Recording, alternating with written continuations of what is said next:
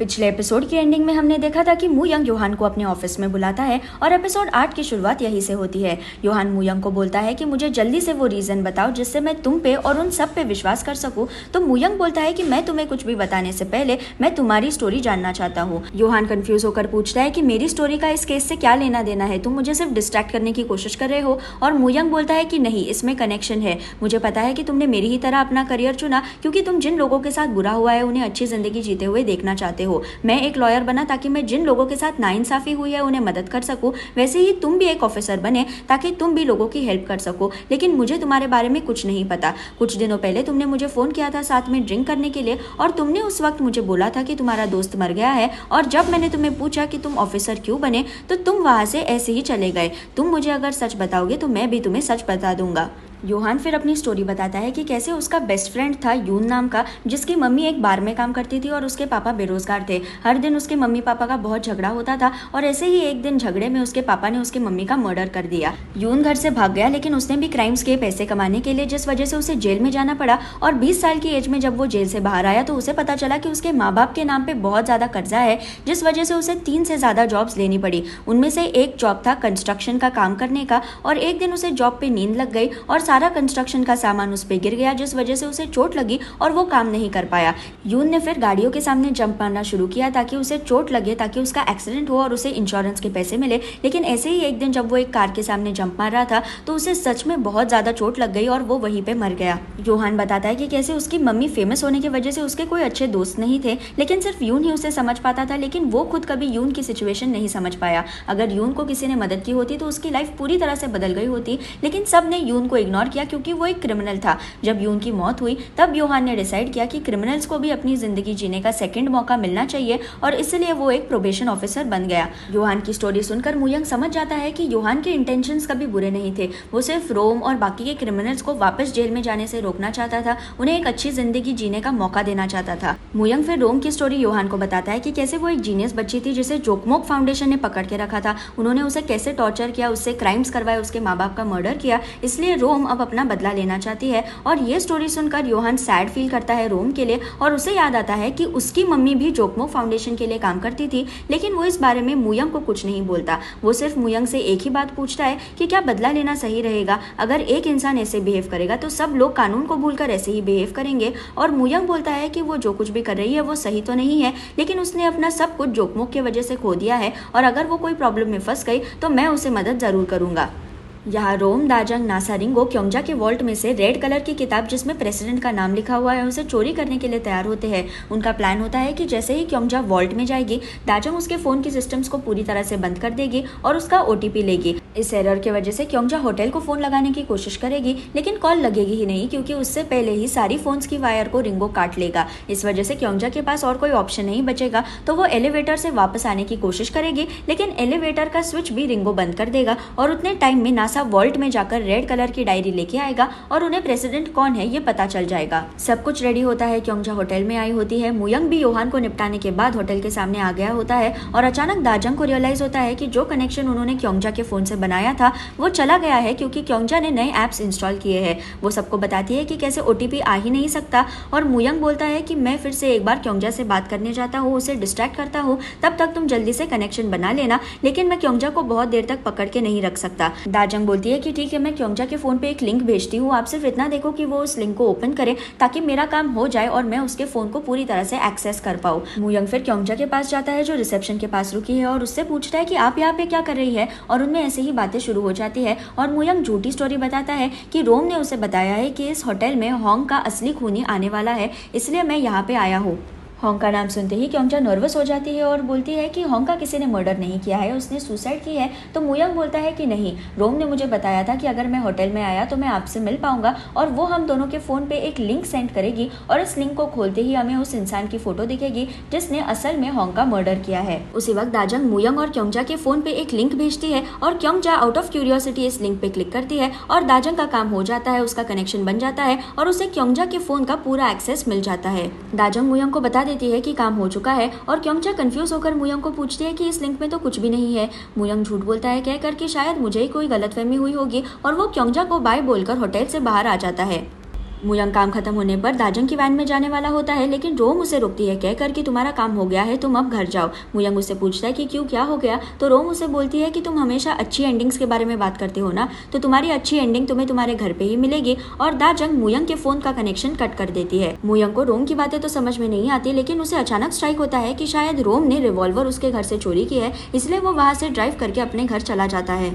यहाँ योहान अपनी मम्मी के घर जाता है और वहाँ पे जेन साइकियाट्रिस्ट भी होती है और योहान उस पर चिल्लाता है कहकर कि तुम मेरे घर से चली जाओ क्योंकि मैं मेरी मम्मी से अकेले बात करना चाहता हूँ। उसी वक्त दूसरे कमरे से उसकी मम्मी बाहर आती है और पूछती है कि तुम इतनी बदतमीजी से हमारे घर पे आए हुए मेहमानों से कैसे बात कर सकते हो। योहान बोलता है कि मैं तुम्हारा बेटा हूँ, क्या मुझे भी तुमसे मिलने के लिए अपॉइंटमेंट लेना होगा प्रोफेसर शिन। अब यहाँ पे ये बात क्लियर हो जाती है कि जो औरत योहान को रोम पे नजर रखने के लिए कह रही थी, जो क्योंजा का टीवी इंटरव्यू ले रही थी, वो और कोई नहीं योहान की मम्मी है, जो एक फेमस प्रोफेसर है और उसका नाम है शिन। शिन ने जेन साइकियाट्रिस्ट को भी पढ़ाया था, जिस वजह से जेन उससे मिलने आई थी। योहान और उसकी मम्मी बात करते हैं और योहान चिल्लाता है कि आप जोकमोक के लिए काम करती थी, आपकी वजह से कितनी बच्चों की जिंदगी खराब हो गई, क्या इसका आपको जरा भी अंदाजा है? उसकी मम्मी बोलती है कि मैं सिर्फ जोकमोक के लिए एक साइकोलॉजिकल एडवाइजर थी और मैंने सिर्फ उन्हें फैक्ट्स बताए कि कैसे ये सारे बच्चे अब नॉर्मल है लेकिन जीनियसेस है, कैसे उनमें तुम्हारे और मेरी तरह इमोशंस नहीं है। उनके साथ आगे क्या हुआ मुझे इस बारे में नहीं पता।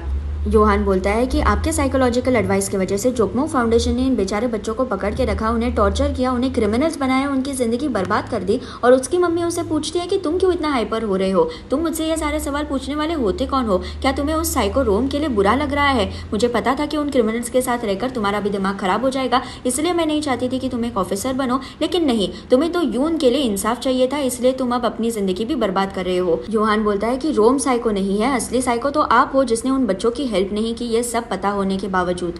यहाँ होटल में क्योंजा बेसमेंट में जाकर वॉल्ट खोलती है, अपना वेरिफिकेशन करती है, उसे ओटीपी भी आता है अपना लॉकर खोलने के लिए, लेकिन दाजंग उसका फोन हैक करती है और उसकी फोन की स्क्रीन चली जाती है और उसमें से जोर से बीप की आवाज आती है। इस आवाज को सुनने की वजह से क्योंजा अपना फोन फेंक देती है और फिर उसका फोन ऑपरेट ही नहीं होता, इसलिए वो अपने असिस्टेंट को बोलती है कि जल्दी से होटल के सिक्योरिटी टीम को फोन लगाओ, लेकिन फोन लगता ही नहीं क्योंकि रिंगो ने ऑलरेडी लैंडलाइन की वायर्स कट करके रखी है।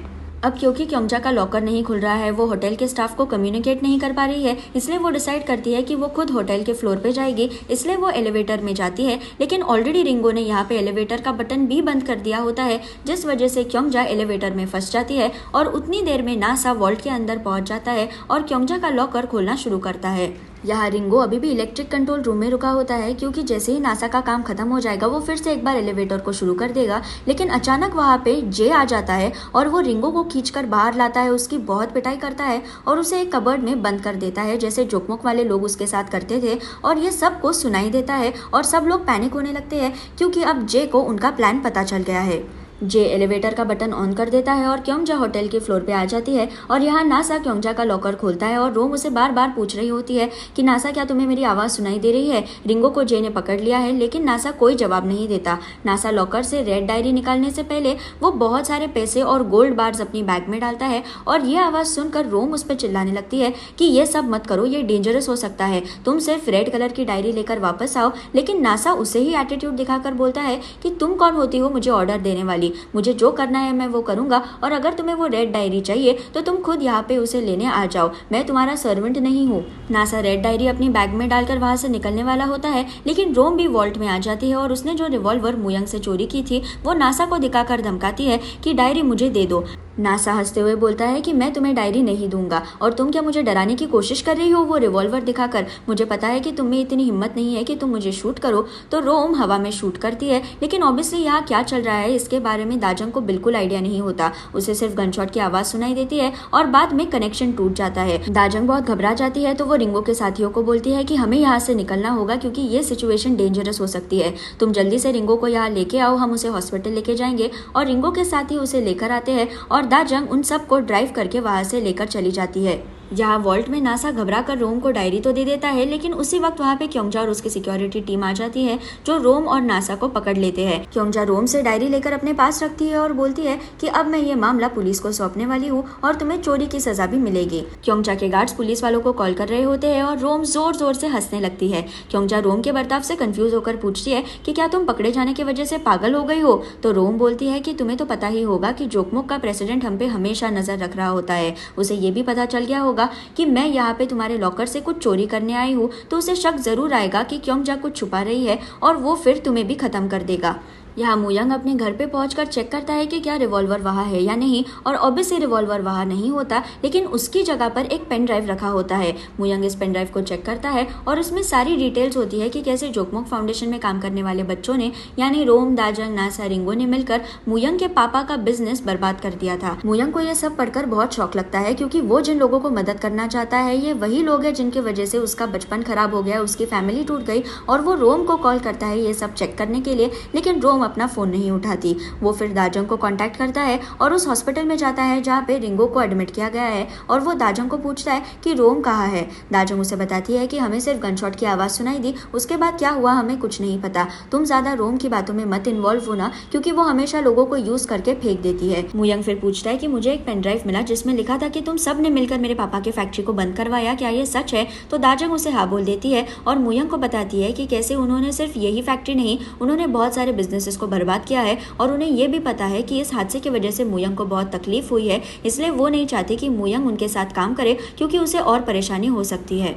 यहाँ क्योंजा रोम की बातों से कन्विंस हो जाती है कि प्रेसिडेंट उसे भी मार डालेगा, इसलिए वो पुलिस को कॉल नहीं करती, लेकिन वो रोम को अपने साथ पकड़कर उस जगह पे लेके जाती है जहाँ पे रोम के माँ बाप रहते थे और जहाँ उसके माँ बाप का मर्डर हुआ था। क्योंजा रोम को बोलती है कि क्या तुम्हें पता है तुम क्यों नहीं जीत सकती? क्योंकि तुम एरोगेंट हो, तुम्हें लगता है कि दुनिया में सबसे स्मार्ट तुम हो, लेकिन तुमसे एक काम भी ठीक से नहीं होता, तुम तुम्हारे ग्रुप वालों को भी संभाल नहीं पाई, वो तुम्हें ऐसे ही छोड़कर भाग चले गए।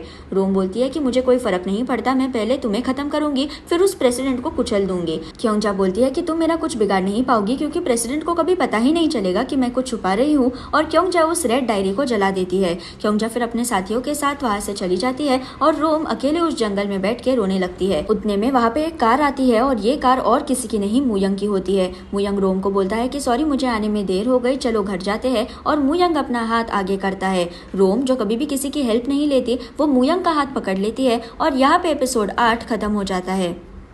अगर आपको मेरा वीडियो पसंद आए तो उसे लाइक ज़रूर कीजिए और मेरे चैनल को सब्सक्राइब करना ना भूलें। Thank you.